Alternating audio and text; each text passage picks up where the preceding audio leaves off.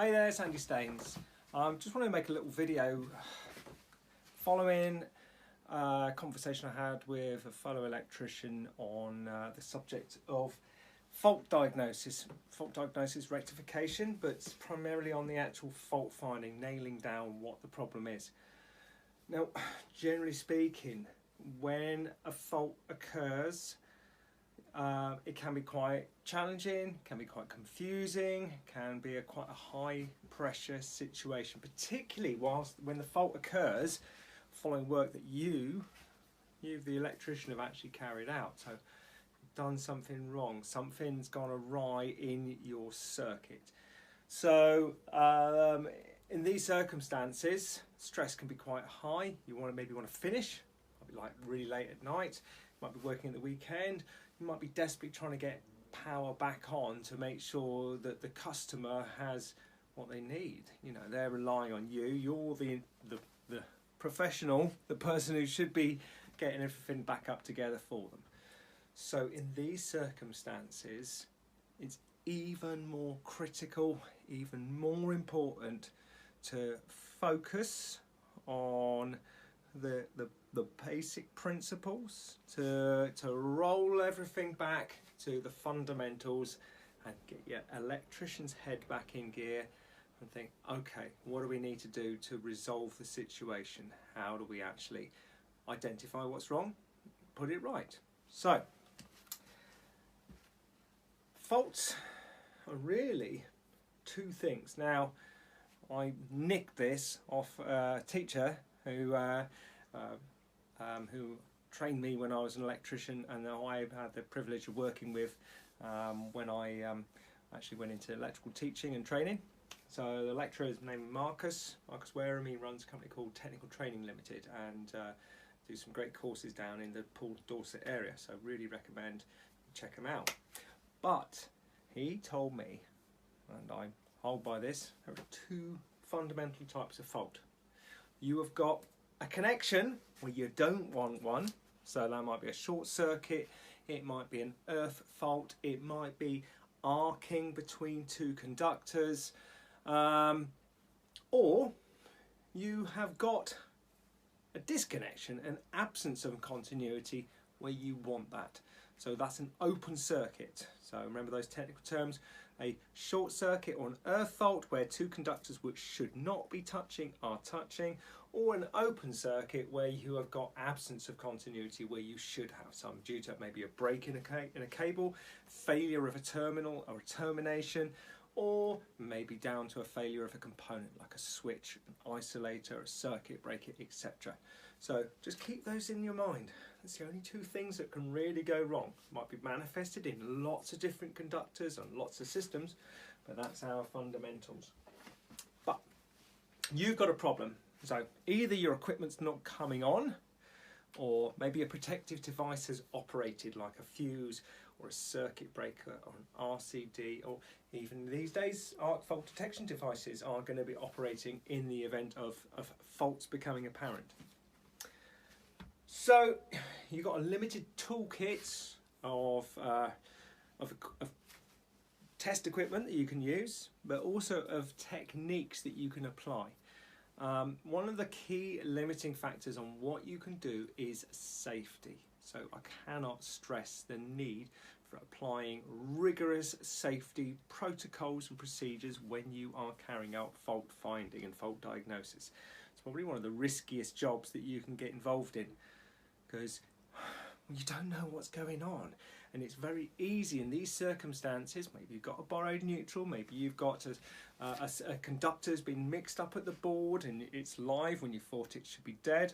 All sorts of circumstances where issues can occur. Maybe you've got covers off equipment, you've dropped socket faces off, you've disconnected switches.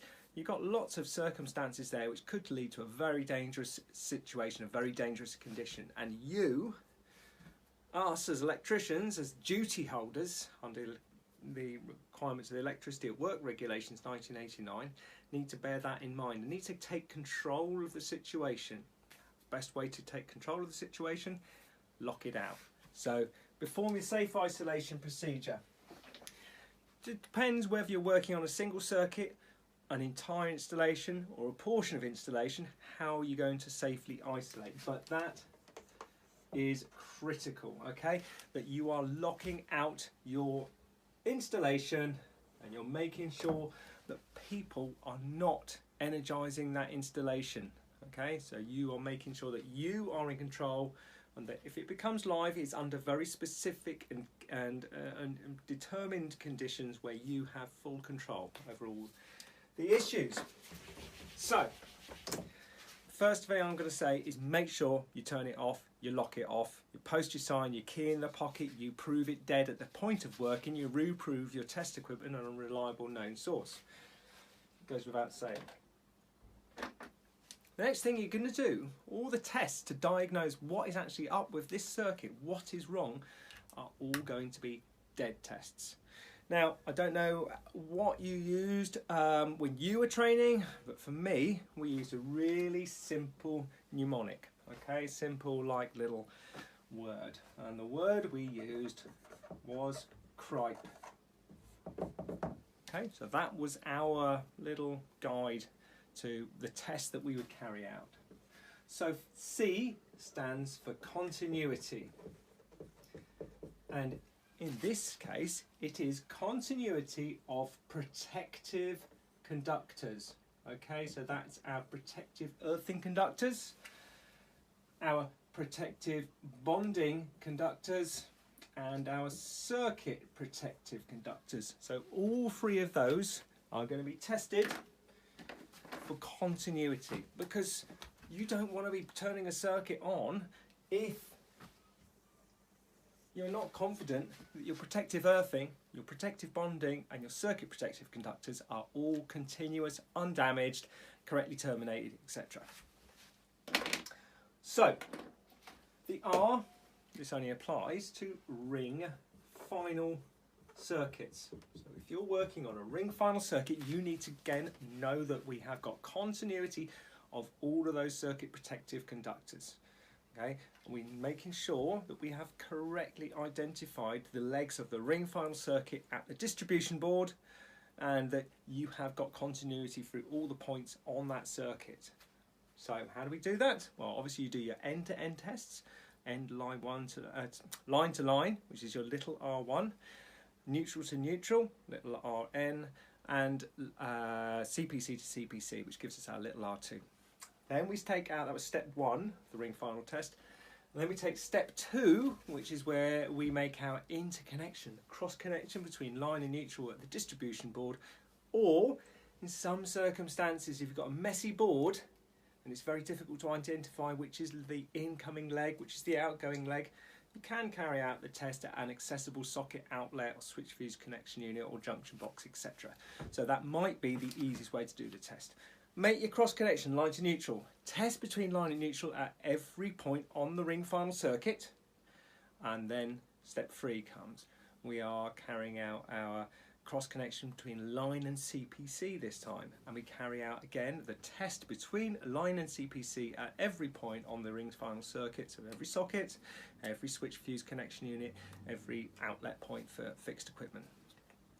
Now, you should be able to ascertain that the ring is healthy at that point just by looking at the circuit resistances. Okay, so the end-to-end should be substantially the same. If the CPC is smaller than the line, then you'll have a proportionately higher reading for your CPC, and your test readings at each point on the circuit where they're connected into the ring and not taken off as a spur, the values should be equal to the end-to-end for the conductors you're testing, added together and then divided by 4. Okay. So you should know this is in the on-site guide, it's in guidance note 3, it's really clear and easy to get down to. So, having proved continuity of our protective conductors, having proved continuity of our ring final conductors, we can then undertake our insulation resistance. So, if your fault has caused a protective device to operate, so either a fuse has blown, an MCB has tripped, molded case circuit breaker is operated, or a residual current device RCBO or RCD main switch, etc. has operated, then I think this is probably the test which is going to actually come up with the goods to tell you where your fault lies on the installation. There's a couple of really critical points there.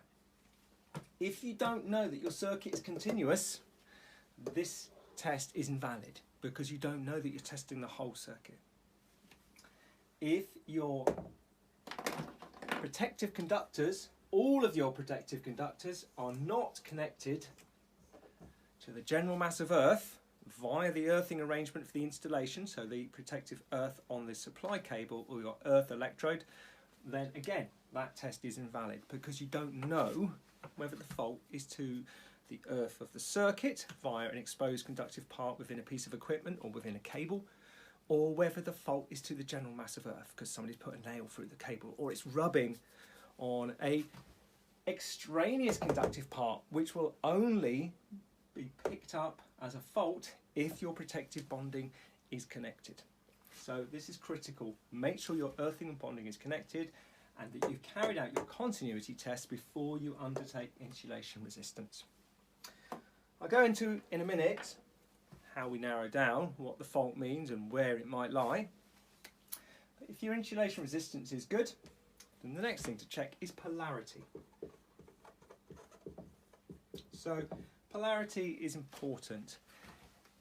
It tells us that we've connected our conductors to the right terminals within the installation. It tells us that our sockets are correctly connected, our switches are only operating in the line conductor, where they are single pole switching devices, and our protective devices are only in the line conductor. And it also proves that where required, the centre contact of some Edison screw lamps is also only in the line conductor. So polarity can be proved by a number of methods. So you might be by just inspection. Okay? Inspection will work for polarity, but to be honest, it's a little bit labour intensive, and if you've got an existing installation, you don't really want to rip it all apart. So your tests. If you carried out your continuity test using the R1 plus R2 test, which is test method 1, then you will have proved polarity of your line conductors and your single pole protective devices and single pole switches if you flicked your switches when you're doing your tests on those lighting circuits. If it's double pole, okay, the only way you can prove that is by inspection at the equipment, inspection at the terminals, and just confirming visually that line and neutral and CPC are connected to the right terminal. Finally, our ring final test. If you carry out 1, 2, 3, steps 1, 2, 3 of the ring final test, you will prove that polarity is correct, as long as the test is carried out at the socket faceplate with an appropriate adapter with the leads connected correctly. If you test at the back, you go to the colours, you don't necessarily go to the terminals. You're not going to look down there and see, is that neutral, is that a line? You just go to the colours. So this is only valid when tested at the actual socket faceplate. Right, E.